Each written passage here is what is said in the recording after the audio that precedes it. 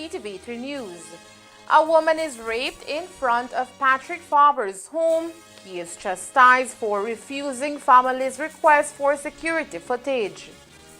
A 63-year-old man from Orange Walk goes missing after church service. Sergeant David McKinn investigated for police brutality.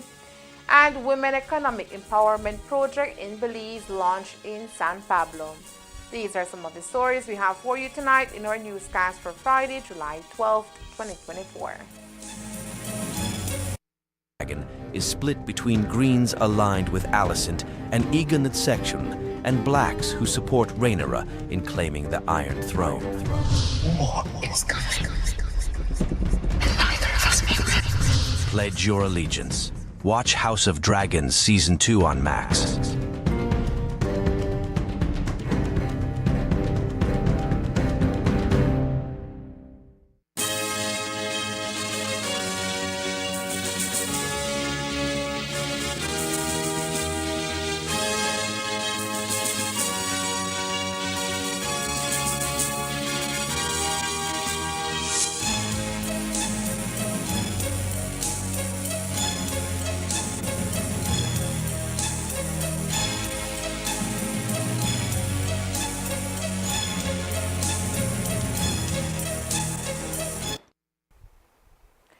Good evening with your news also simulcast on Fiesta FM 106.7. I am Joanna Rodriguez. Over the weekend, a short video surfaced on social media showing a police officer identified as Sergeant David McKinn manhandling and pistol whipping a detainee in the presence of bystanders. The incident, which occurred in San Pedro, has attracted tons of criticism in the public domain. The detainee has been identified as Ryan Melendez, 22 years of age, who has secured the legal services of attorney David McCoy, and the plan is to sue the police department.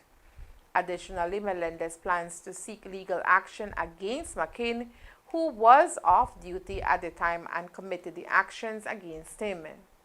When talking about the incident days after it occurred, Commissioner of Police Chester Williams stated that McKinn, who is his godson, acted to secure his safety. Williams indicated that McKinn was off duty when a pair of minors approached him and informed him that they were being chased by 3 armed masked men. The compo says Sergeant McKinn pursued the men, one of whom was seen being apprehended in the video. The Commissioner of Police did indicate that he does not condone the act of pistol whipping and that an investigation is being carried out. Whichever way it plays out, the issue translates to another black eye for the department. Today, Minister of Police Karim Musa weighed in on the matter.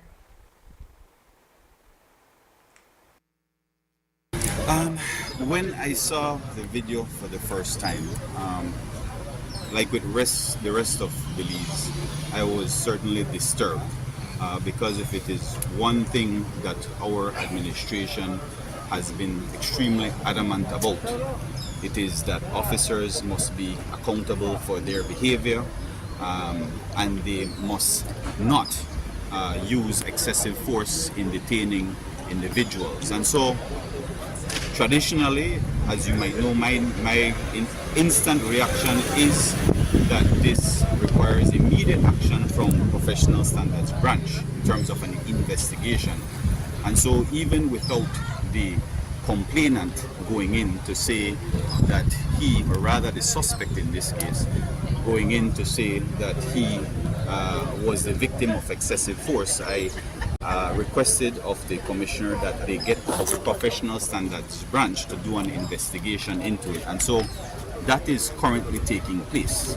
Now, let me say this point blank, that if it were a random, arbitrary act by this officer, say for instance he had a personal issue with this individual and he would just go to him and act out like this because of a personal issue, nothing to do with a chase or anything like that, I personally do not care if he is Mother Teresa's grandson.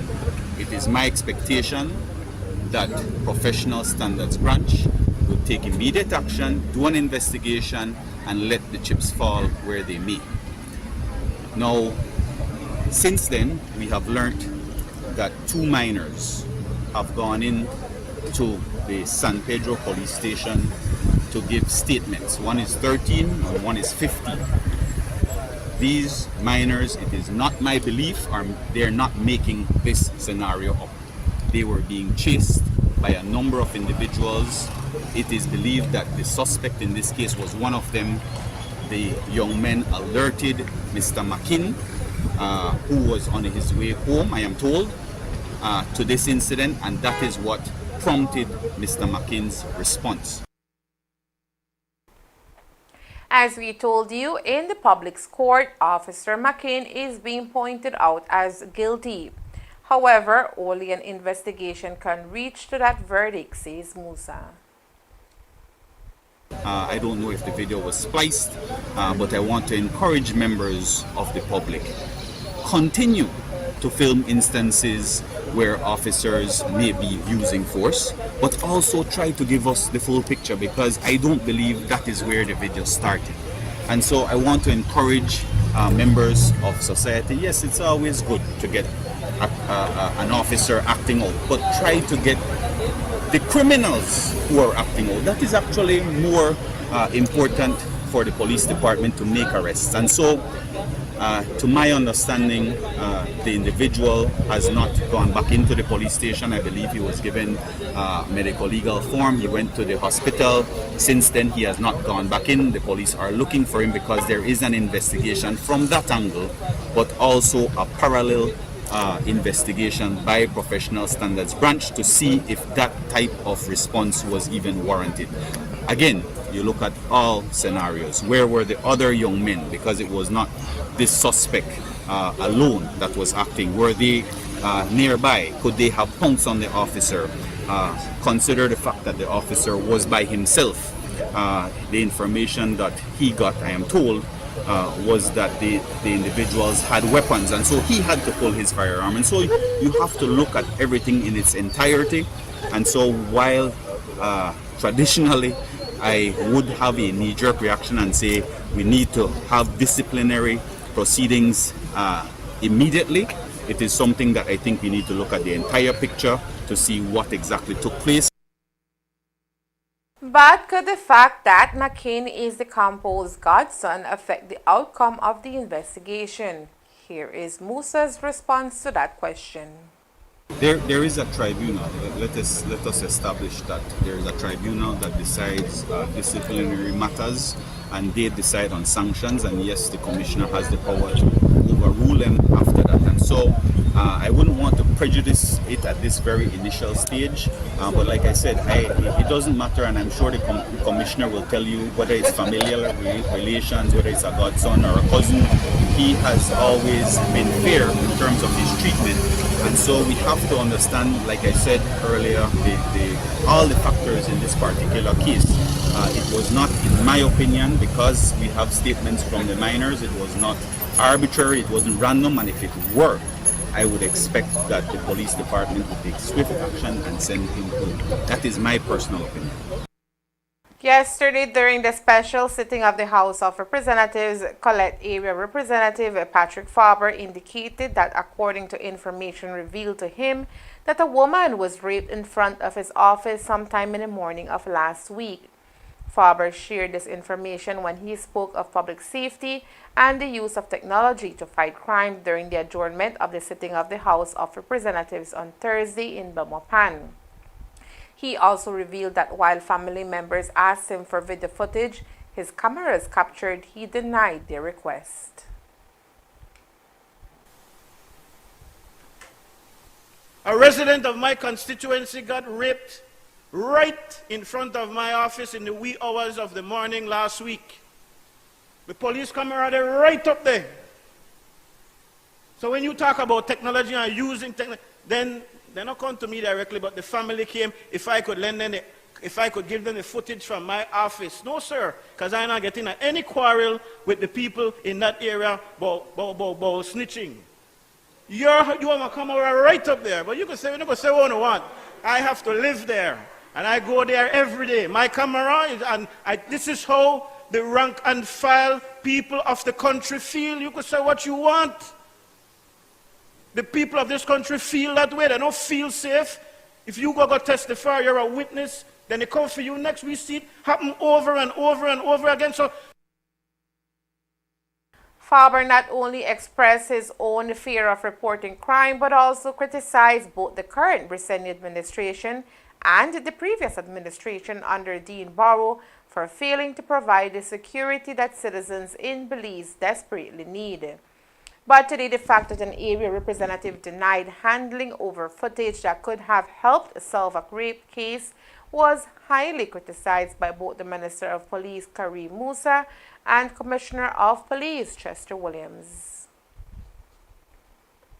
I sat there yesterday in the House. I was in complete disbelief at the words being uttered by my parliamentary friend, because it came across as a surrender, it came across as a cowardly thing to say, that you are not going to cooperate in fighting crime.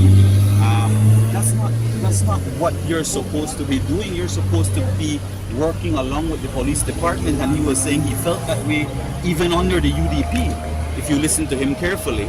And so he's been feeling this way for the last 2 decades, that he will not partake in fighting crime within his constituency, and so that speaks volumes to the type of individual that is. But you have to step up to the plate, man. You sign up to be the representatives of these people, not to surrender to criminals. As for the Compol, he told reports that a warrant has been issued to retrieve the footage. I was very appalled by the comment of the area representative from Pollitt. I don't think that's something we should be extremely happy about. The issue of fighting crime is everybody's business, and for you to be in the House criticizing the police for not being effective on crime, and here you are as a area representative being paid by the people of this country, you have information not just of a crime, but of a woman being raped, and to say that you will not, you did not share the footage with the police, I think that it is a sad moment for us, and you are basically saying to the nation that you are a contributor to the crime problem, because you can't expect that the police is going to be everywhere. And if you want to criticize the police, you give the police information, and if they do nothing with it, then you can criticize them. But for you to have the information that could help the police in solving this crime, and you do not do so, then you are part of the problem. But was there anything the police can do to force him to surrender the surveillance footage? Well, I know now, and I have already given instructions to the investigators to go and request it from him. And if you do not provide it, Section 20, I think, of the Indictable Procedures Act give the police the power to be able to use a search warrant and go and retrieve the footage. So the police will be doing that to make sure that we get the footage with a view to see if we can stop that crime. An Orange Walk man is tonight missing, and his family is desperately looking for him. While the family would not provide an interview, they spoke to us over the phone saying that 63-year-old Belito Moreno has not been seen or heard from since last night. Ctv3 News has confirmed that Moreno was at a church service at the Iglesia Ministerio Evangelico Vida Celestial in Troll Farm last night. However, sometime after 8 p.m., Moreno exited the church, and since then no one has been able to locate him. We understand Moreno suffers memory loss every so often after he suffered an accident some years ago when a vehicle collided into him. Moreno was last seen wearing a red and yellow shirt, blue navy pants, and white slippers. Anyone knowing the location of the elderly Moreno is asked to contact the family at any of the following telephone numbers: 624-4059, 665-7521, or 662-6429.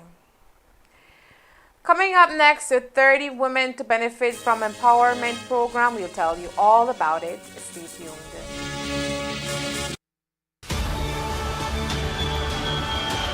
On July 26th, the world's eyes turned to Paris to watch the 2024 Olympic Games. Get ready to cheer on your nation. Experience the biggest moments wherever you are on Express Plus app. Sign up today.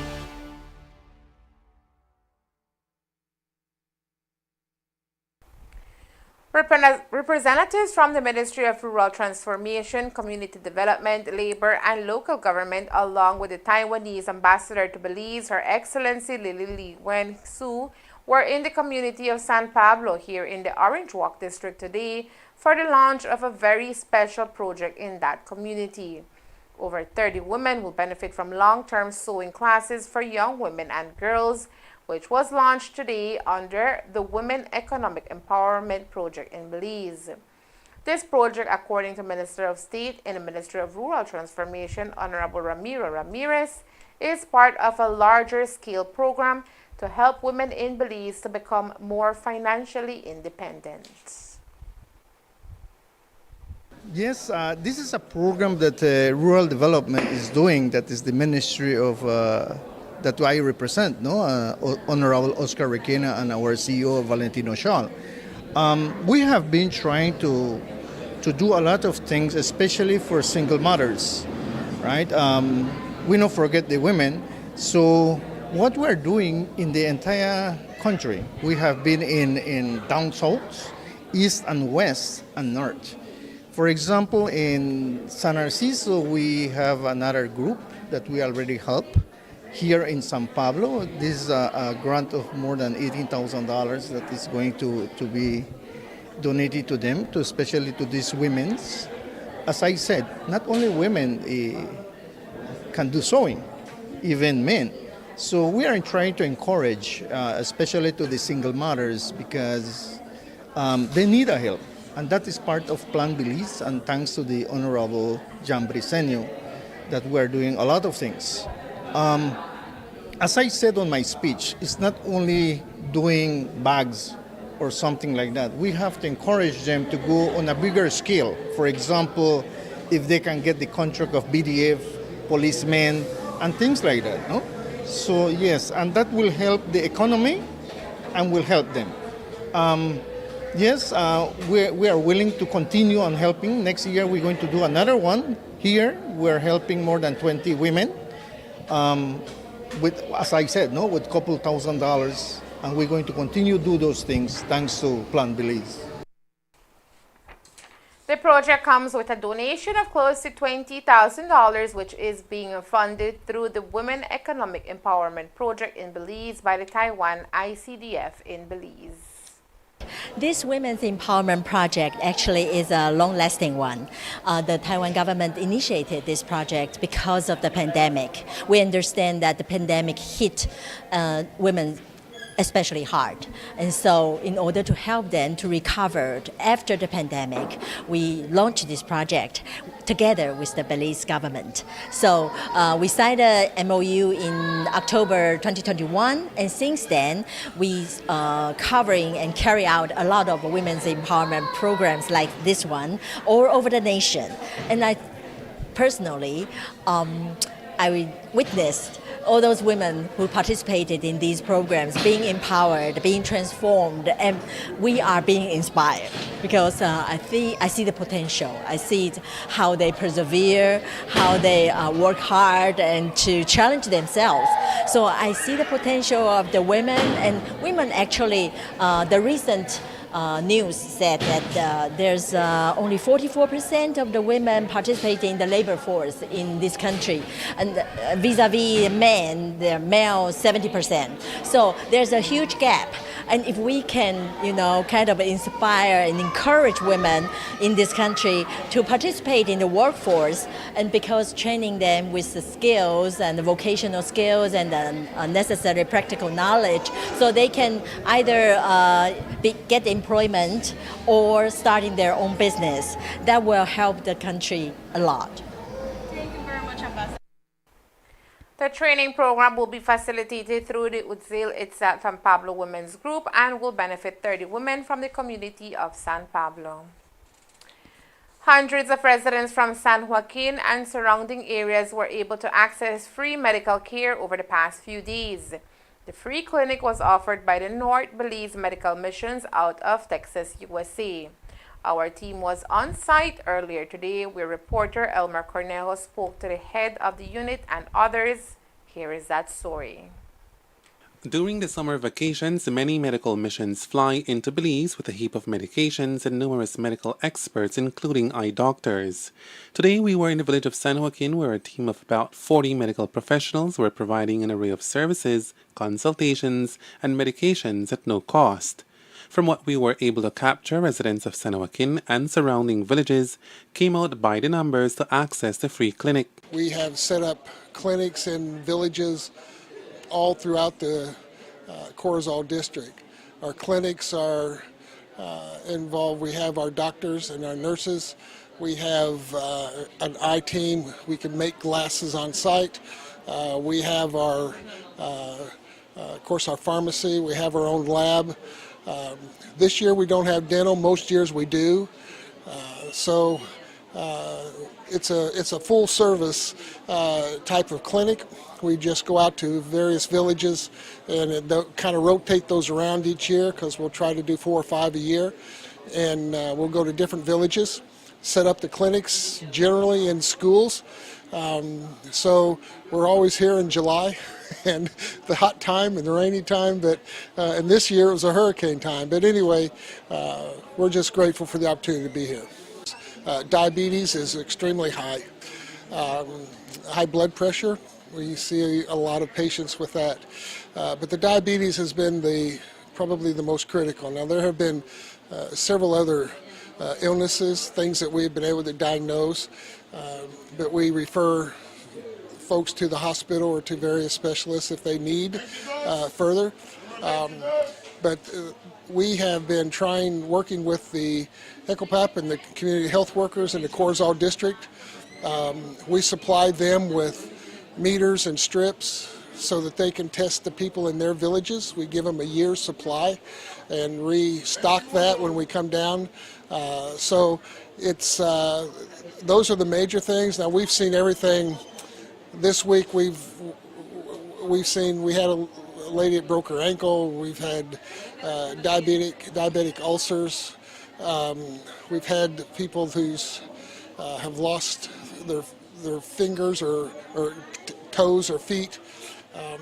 There's just a myriad of different illnesses that people have. For the most part, they're very healthy. They're stout people. Do their best to take care of themselves. The North Medical Missions was formed in order for residents of rural communities in Corozal to be able to count on free medical care. We love what we do. We have the resources, we have the passion, and there's definitely the need. And we have patients that we have seen virtually every year that we've been coming down that will find wherever we're located and come and see us. I have lifelong friends that I've developed here that I keep in touch with constantly on Facebook. And it's just the work that I believe the Lord has asked us to do. And every year the team's a little different. It's whoever can get away, but we bring them all. And I can never see myself not doing this. This is a work that we're committed to and working right now on the next generation to take it over when I can no longer head it up and come down here physically, but we'll always be here in Belize.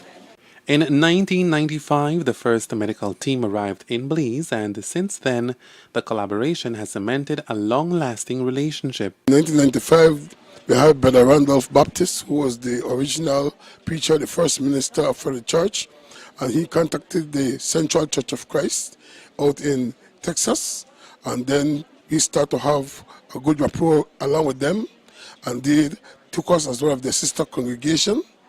And so they decided to ask how they could do some outreach missions. And they said that they would like to come down here and do some curing of people, some medical missions out in Belize.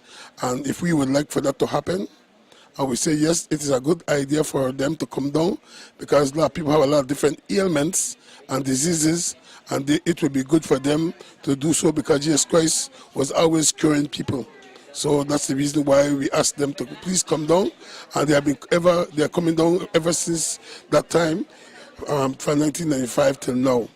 With the assistance of the community health worker, more than 200 persons were seen this year in San Joaquin. Entonces yo estoy agradecida con ellos, con Dr. Bob, que trae su grupo para dar un servicio a mi comunidad que cada año ellos lo están llevando a cabo, nunca nos han fallado y le doy gracias a él que siempre ha traído buenos medicamentos, en chequeo general, chequeo de los ojos y todo el servicio que ellos dan es muy bueno para la comunidad y también para otras aldeas más cercanas como Calcota, Ranchito, Libertad, Concepción.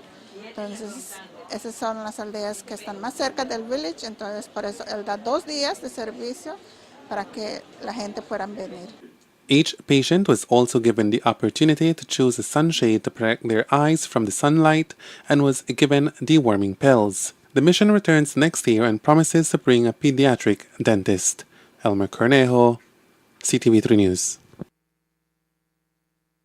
Summer activities at the Banquitas House of Culture began earlier this week, and today our news team visited the House of Culture to get a glimpse of this year's art classes being led by local educator and artist Samantha Rodriguez.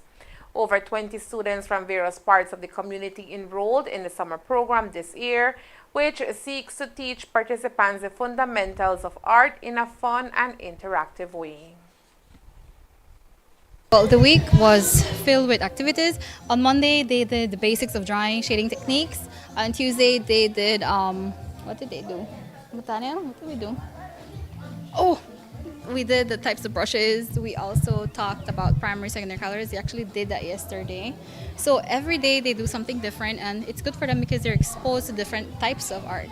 So instead of just reading about them or seeing it on TV, they're actually doing it. Today was pretty messy because we were doing fluid art, which is pouring acrylic art. They had their gloves. If you go outside, you can see what they did. Today, we're also doing mandala, which is geometric patterns and using paint. I think this is a good way to bring out the kids from their home, you know, having them active and also exposing them to art, which a lot of them like art and have different creativity and imagination, which if you notice and if you walk around, all of these mandalas are different. The program is scheduled for 2 weeks, thus leaving children enough time to put their knowledge to practice with a final art project which will be placed on display at the House of Culture for a limited time. I started drawing at the age of 7, and ever since from 7 to high school, I've learned a lot about painting and drawing, and I'm actually a teacher right now. I teach arts at Muffles, and to me it's something very positive to help others teach what I know. I mean, they're the future artists. We are having a lot of schools having art teachers now. We have designers, we have interior decorators, and all of that needs art. So I feel that teaching them what I know is something for them to continue and pursue and, you know, be even better.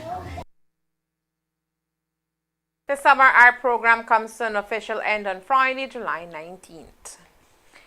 Yesterday marked day 1 of the 3 days MSME Roadshow organized by Beltrade under the auspices of the Office of the Prime Minister. While day 1 was centered on training participants in various business disciplines, today participants were engaged in a formalization clinic where they interacted with key government agencies and financial institutions. The most important thing here is, you know, after I hear about the training, that I'm a business and, you know, and how to go about doing my pricing and things like that. And we did mention that today would be formalization. And formalization basically means that I'm registered. I have a registered address, I have a phone number, that if someone needs to reach me, they know where they can reach me and for me to offer my services or product.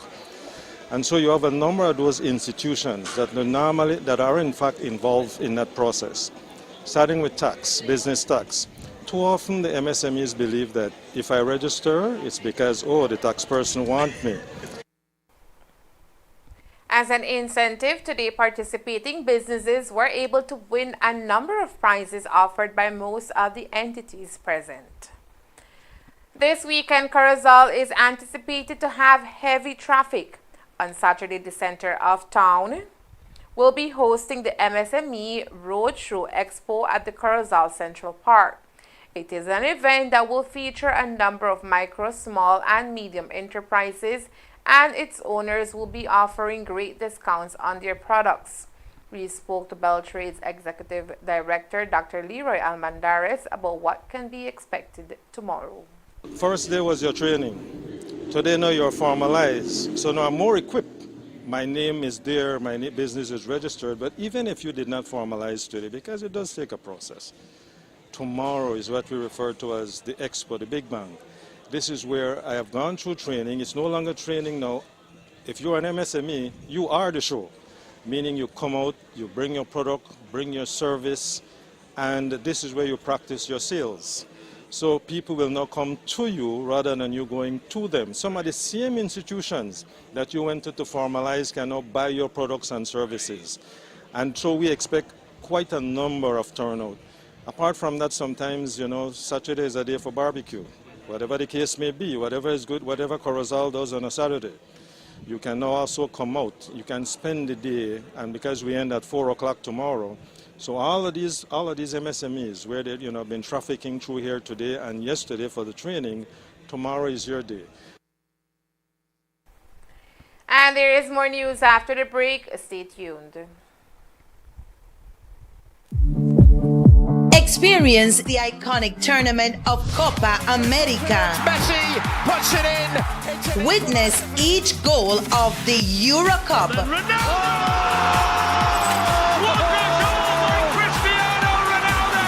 And live the excitement of the CONCACAF games. On target, and it's in. It's in the back of the net. It's a stoppage time. Available only on Centaur's Express Plus app. Call 380-101 and sign up today. Express Plus app, streaming entertainment.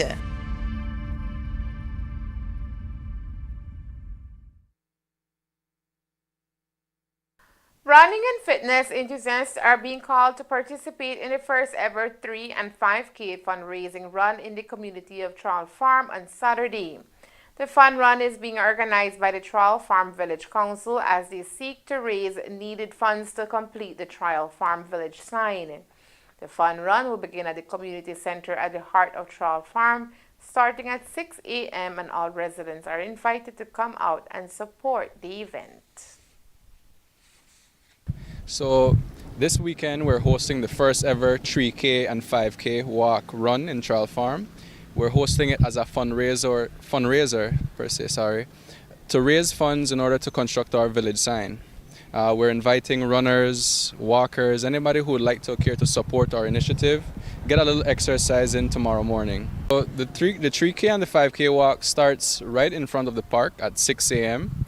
The routes are quite similar. It begins here at the park, then we go down to the roundabout here, go down San Lorenzo Road. You take a right on Blackwater Street, that's the street that leads you all the way to Puctevias.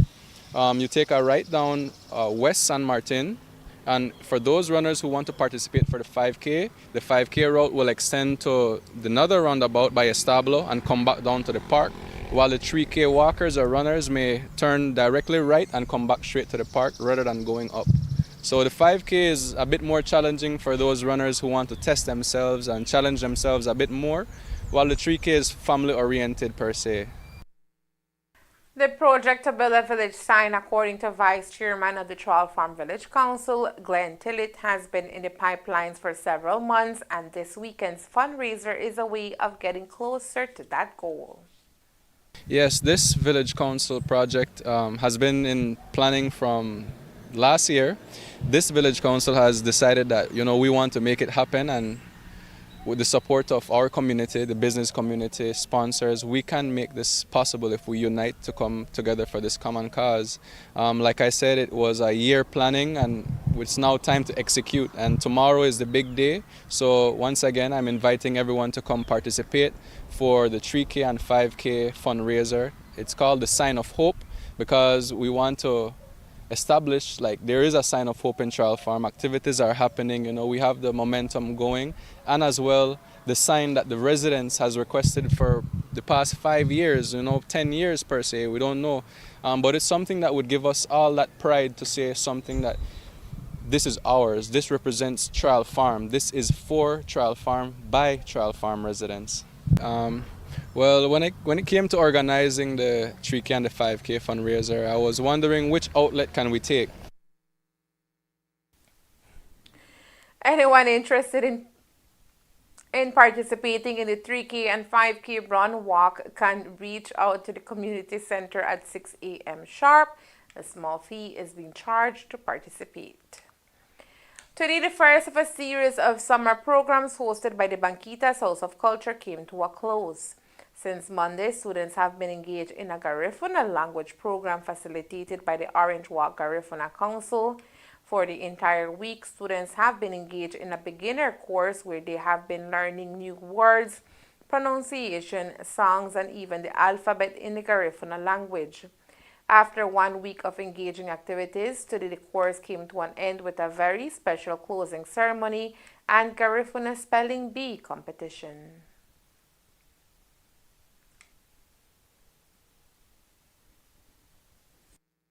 Summer program was entailed of the language, the Garifuna language, and that's something that we really needed to touch because different groups are losing their cultural barrier, and this is a way that we wanted to come back and do something for the Garifuna kids here in our town or anyone that was able to come and be a part of the program.